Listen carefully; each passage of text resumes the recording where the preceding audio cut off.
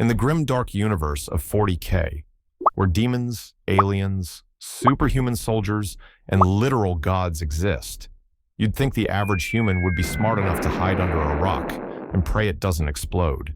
But no.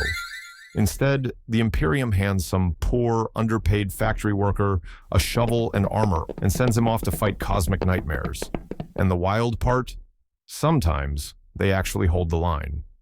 And they even have a name. They're called the Imperial Guard. There are trillions of these poor fuckers thrown into the meat grinder. It's not so much a military force as it is a desperate insurance policy held together by duct tape and prayers. But the job does have perks. You essentially get to die early and avoid all the pain and suffering. And they offer over 1,000 ways to do it. Don't want to rush the front lines? The Commissar says hello, with a bolter, to your face. Brain says heretical stuff? Congratulations. You're now Chaos's newest tentacle model. Step onto a Necron tomb world, you're about to be atomized by an angry space skeleton. Get deployed to a tyrannid-infested hellhole? Enjoy your new role as bug protein. Fight alongside the Grey Knights? Great teamwork, until they realize you've seen a demon and now have to unsee it. Permanently. So yeah, life as an Imperial Guardsman fucking sucks. But hey, at least you get a cool-ass helmet. But how does it actually all begin? How do you end up as cannon fodder in the Imperial Guard? The short answer is, you don't. On average, you didn't volunteer. You were most likely snatched up thanks to something called the Imperial Tithe. This is a cute little policy where the Imperium taxes 10% of a planet's defense forces. Basically, you were unwillingly drafted. But let's be real, your life was probably shitty anyway. Maybe you were a hive world gutter rat, knifing people in an alley that smelled like recycled urine. Or maybe you were from a feudal world, swinging a sword at your cousin because a goat looked at you funny. Or perhaps you came from a death world, where the weather tries to kill you, the wildlife tries to kill you, and sometimes your own digestive system tries to kill you.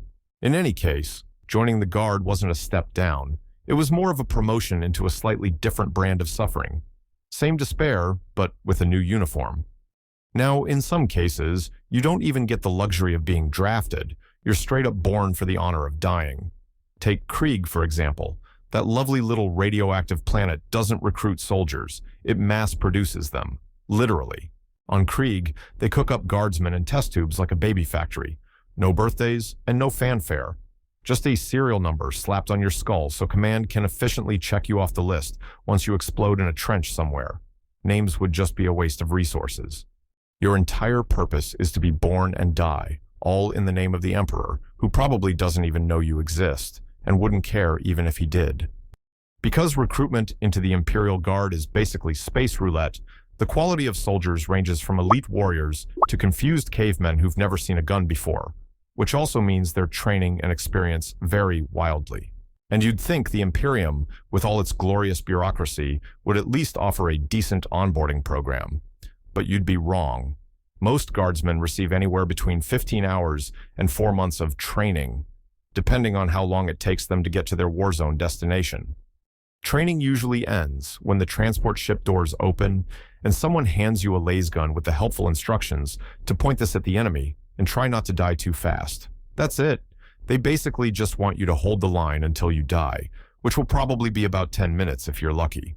Now sure, there are exceptions, like the Cadians, who've been dual-wielding plasma pistols since preschool, or the Catachan jungle fighters, who grew up wrestling venomous plants and punching snakes in the face. Those guys don't need training. They are the training. But for everyone else, good luck, Emperor be with you, and try not to scream too loudly when the shooting starts. Since a good chunk of the Imperial Guard is forced into service, often at gunpoint, it's no surprise you end up with deserters, draft dodgers, and the occasional corrupt soul trying to bribe their way back to a warm bed. But fear not, the Imperium has a foolproof solution in the form of Commissars. They're the morale officers of the Guard, which in Imperial terms means they make sure you're more scared of them than of whatever Xenos monstrosity you're charging at. Officially, they're supposed to inspire courage, uphold discipline, and guide troops through the darkness of war.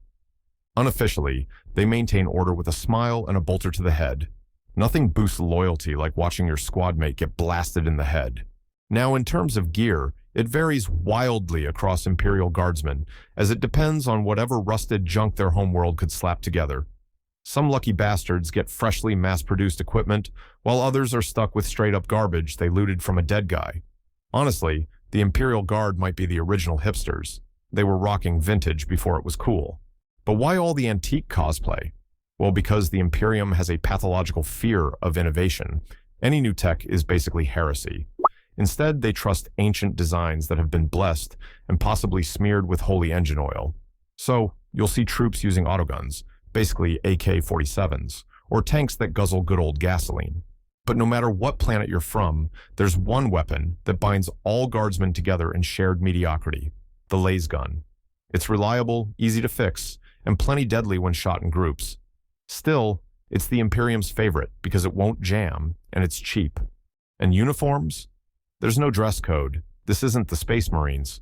It's casual Friday, all day, every day. Some regiments roll into battle decked out in armor. Others show up looking like they just got off the set of Mad Max. Hell, some are half naked, wearing war paint and loincloths. You can basically wear whatever you want, as long as you're willing to die for the Emperor. And the Imperial Guard doesn't always charge into battle with a solid strategy. In fact, most of the time, strategy is to drown the enemy in an ocean of bodies, cross their fingers, and pray the Emperor is feeling generous that day. Their entire approach is quantity over quality. Swarms of guardsmen flood the battlefield like a human tidal wave, backed by a soundtrack of Metallica.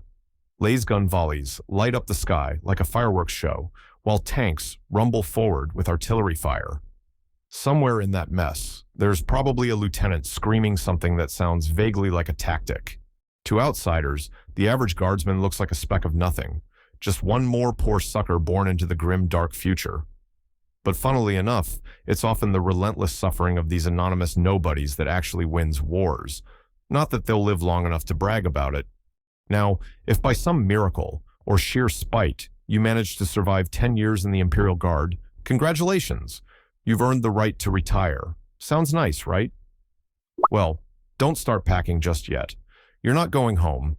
The Imperium's idea of retirement doesn't include sentimental nonsense, like reuniting with your family. Shipping one regiment across the galaxy costs more than you're worth, and the Imperium doesn't have the budget or compassion for that. Instead, you get the right of settlement, which is where the regiment has a right to inherit a recently conquered or colonized world. If you're lucky, it's only mildly radioactive. The commanding officer usually gets promoted to planetary governor, and his favorite underlings get cushy jobs running the place. It's like nepotism with lots of PTSD. And the fun doesn't stop there. Their kids grow up immersed in the culture of the Imperial Guard, brainwashed by glory stories of the battlefield, until they're eventually conscripted as White Shields, which are the next generation of cannon fodder. It's a beautiful cycle of endless warfare. So, you could say the Emperor protects, but only from peace and a functional childhood. Given how absurdly diverse the Imperial Guard is, I figured I'd highlight a few of my favorite regiments. There were soldiers that pissed their pants at the thought of gunfire, all the way to Rambos who could solo 10-foot demons. The Death Corps of Krieg fell into the latter category, as they had a complete and total lack of regard for their own safety. These guys are so suicidal that their Commissars spent more time trying to stop them from charging with a shovel and dying than executing cowards. The Krieg's origins stemmed from a civil war where they tried to secede from the Imperium, and the rebels ended up nuking the Loyalists out of spite. So now their homeworld is a radioactive shithole.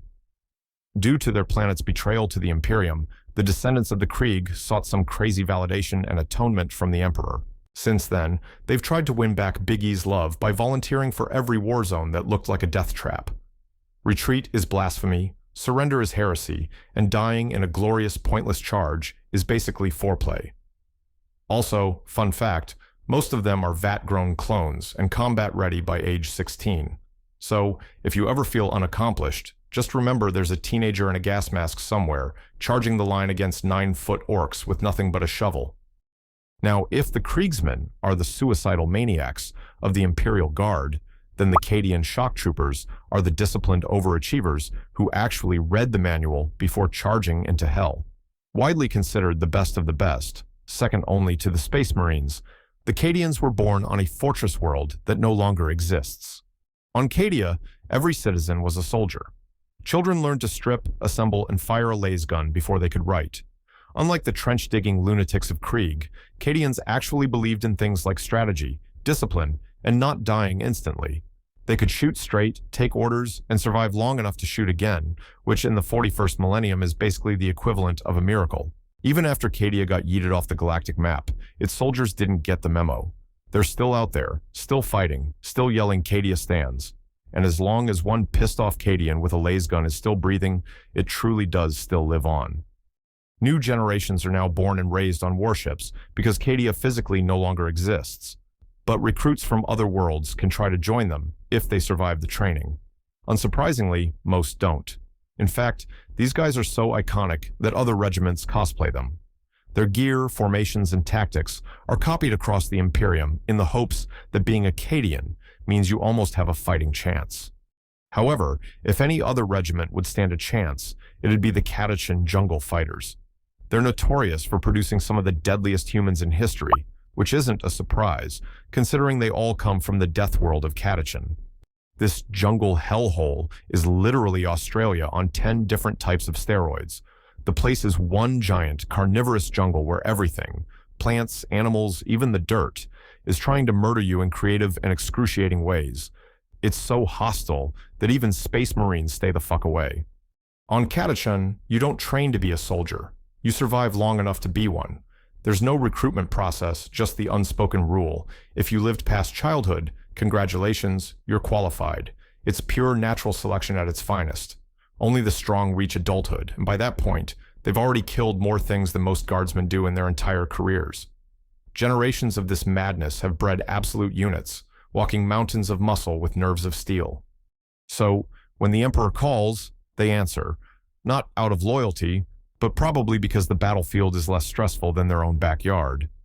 To them, trench warfare and demon incursions are just relaxing hikes with fewer mosquitoes.